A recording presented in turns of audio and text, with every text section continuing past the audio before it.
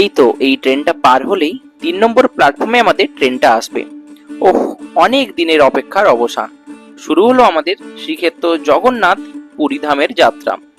রাতের নির্ধারিত সময়ে খড়গপুর স্টেশন থেকে আমরা উঠে পড়লাম 12887 শালিমার পুরী উইকলি এক্সপ্রেসে। ট্রেনের প্রতিটি চাকার শব্দ যেন আমাদের একটু একটু করে নিয়ে চলছিল প্রভু জগন্নাথের সান্নিধ্যে।